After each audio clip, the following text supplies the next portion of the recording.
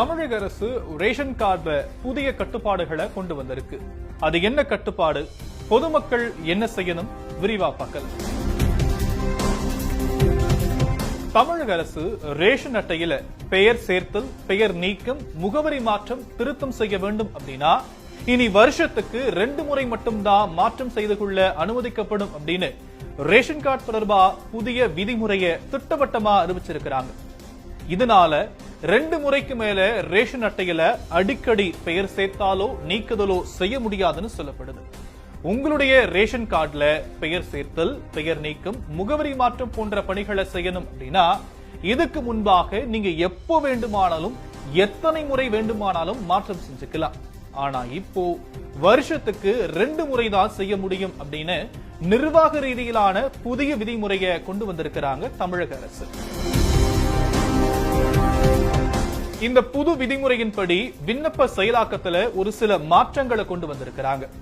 அதன்படி உங்களுடைய ரேஷன் அட்டையில புதிதா ஒரு குடும்ப உறுப்பினருடைய பெயரை சேர்க்கவோ இல்லனா நீக்கவோ, முகவரியில மாற்றம் செய்யணும் அப்படின்னாலோ இல்லனா புதிய அட்டை கோரி விண்ணப்பம் செஞ்சாலோ இது எதுவா இருந்தாலும் இனி வருஷத்துக்கு 2 முறை மட்டும்தான் விண்ணப்பிக்க முடியும் அப்படின்னு சொல்லப்படுது. அதே போல உங்களுடைய ரேஷன் அட்டையுடைய விவரங்களை PDF ஃபார்மேட்ல டவுன்லோட் செஞ்சாலுமே கூட இது எல்லாமே இனி வருஷத்துக்கு 2 முறை மட்டும்தான் டவுன்லோட் செய்ய முடியும் அப்படின்னும், ரேஷன் அட்டையில குழந்தைகளுடைய பெயரை சேர்க்க ஆதார் கார்டை ஆதாரமா வச்சு சேர்க்கலாம்னு அறிவிச்சிருக்கிறாங்க அரசு.